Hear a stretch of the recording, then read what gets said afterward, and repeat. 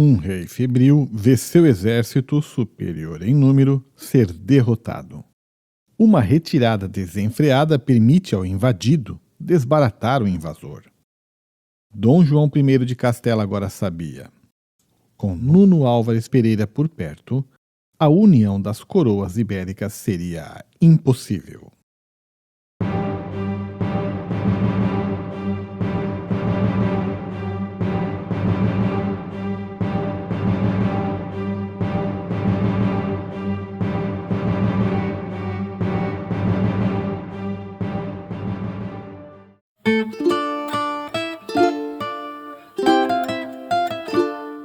Olá, amigo do canal Solilóquio.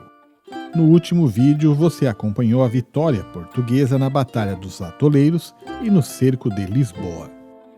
Vimos também Dom João ser aclamado rei pelas Cortes de Lisboa, uma decisão que, para ser efetivada, precisaria remover a ameaça castelhana em definitivo. Hoje, vamos continuar contando a história do interregno português no século XIV, abrangendo as batalhas de Trancoso e Aljubarrota. Portugal estava prestes a enfrentar um dos maiores batismos de fogo da sua história.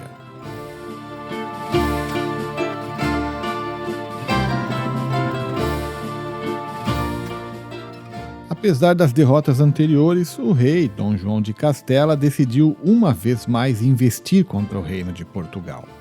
Entrando a partir da beira, os castelhanos pilharam e queimaram a cidade de Viseu e outros locais. Porém, na volta para Castela, eles foram confrontados pelos fidalgos locais, os senhores de Celorico, Trancoso e Linhares.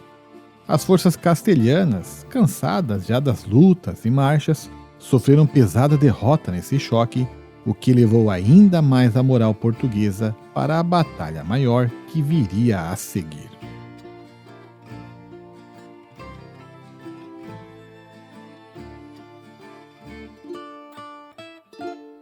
O rei de Castela não estava cansado de perder e decidiu mais uma vez realizar uma grande invasão a Portugal. Passando por Trancoso em julho, Dom João de Castela decidiu destruir a ermida de São Marcos naquela cidade, como retaliação pela derrota anterior, e partiu para tomar Celorico, o que conseguiu. Ali, o rei castelhano se sentiu tão doente que pensou que seria seu fim. Mas ele se recuperou e em 7 de agosto chegou a Coimbra e dia 11 já estava em Leiria. O Conselho de Guerra português, reunido, sugeriu que se deveria realizar uma campanha na Andaluzia para trazer o rei inimigo de volta ao território castelhano. Mas o condestável Nuno Álvares desaprovou totalmente essa ideia. Aguardar um cerco em Lisboa também não parecia bom. Então os portugueses foram oferecer luta aos castelhanos lá em Leiria. Buscando um terreno favorável, os lusitanos formaram uma vanguarda liderada pelo condestável, 2 alas e uma retaguarda liderada pelo próprio rei. Eles eram menos de 7.000 guerreiros portugueses, contando ali com a ajuda de alguns ingleses ao seu lado. No lado oposto, o historiador português João Ameal diz que havia 20.000 guerreiros. Outras fontes apontam para cerca de 30 ou 31.000. As forças castelhanas estavam acrescidas de portugueses que não aceitavam o mestre de Avis como rei e entendiam que Beatriz, filha do último rei Dom Fernando I, a esposa lá de João de Castela, ela é que era a rainha legítima. Do alto de uma colina, os portugueses viram ao meio-dia o inimigo chegar e espalhar-se por uma grande faixa de terra. Apesar da superioridade numérica, os castelhanos, porém, perceberam a excelência da posição portuguesa e hesitaram. As forças castelhanas manobraram para enfrentar os portugueses pelo lado oposto, mas estes, em menor número, giraram com mais velocidade que os oponentes. O tempo estava passando, e à tarde logo cederia vez a uma perigosa noitinha. O febril rei castelhano não estava no pleno controle da situação, e os comandantes mais exasperados lançaram um ataque. esperançosos de que combateriam numa batalha rápida. Os portugueses estavam protegidos nos flancos por 2 ribeiros. Eles tinham também paliçadas na frente e covas disfarçadas.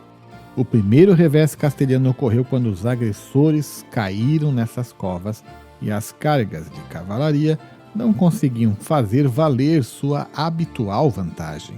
Além disso, os castelhanos não conseguiam tirar proveito da sua superioridade numérica por causa do estreito local da batalha. Mesmo assim, o centro português acabou cedendo e foi socorrido pelas alas. Assim narrou João Ameal a continuação da batalha. Encurralados, feridos de todos os lados pela energia indômita dos nossos, tombam os melhores cavaleiros de Castela, Guevara, Velázquez, Sanches de Toledo, Galvezo sem medo, Hilário, Manrique, o conde de Villalpandos. Também caem portugueses ao serviço do estrangeiro, João Afonso Telo, Pedro Álvares, outros mais. A imagem da Virgem é varrida por uma espada castelhana. O arcebispo de Braga, com a orelha cortada, a cara riscada por um gilvaz, esvai-se em sangue. Men Rodrigues anda igualmente no meio da refrega, marca a vermelho a sua passagem. O condestável, esse incólume, salienta-se onde é maior o perigo da morte sem descanso, com olhos ausentes em visões místicas de além-vida. Dom João I, desarmado pelo Sandoval, cai de joelhos no terreno. Ergue-se imediatamente no impulso. Já o Sandoval foi estendido pela estocada certeira de Macedo. Os castelhanos perceberam que a derrota se aproximava. O rei ordenou uma retirada que se deu de forma desorganizada, fazendo muitos deles tombarem em fuga e serem depois caçados das redondezas. Vitória magnânima de Portugal, que manteria sua independência e consolidaria o mestre de Avis como rei inconteste. Algumas escaramuças futuras ainda ocorreriam entre os 2 reinos dentro desse contexto, mas a Batalha de Aljubarrota foi decisiva para apontar o lado vencedor. Se os acontecimentos do mundo lusófono fossem narrados mais vigorosamente na literatura ou em filmes, como ocorre com a história dos países de língua inglesa, o condestável Nuno Álvares Pereira seria reconhecido como um dos maiores heróis da história. Sem dúvida, foi um gênio militar indispensável às necessidades portuguesas do momento. Aqui terminamos a primeira sessão de vídeos da história de reis de Portugal, finalizando a dinastia Afonsina, que começou com Dom Afonso Henriques e encerrou com Dom Fernando, passando pela transição da crise dinástica até chegar à nova dinastia que passaremos a abordar a partir de agora. Aguarde!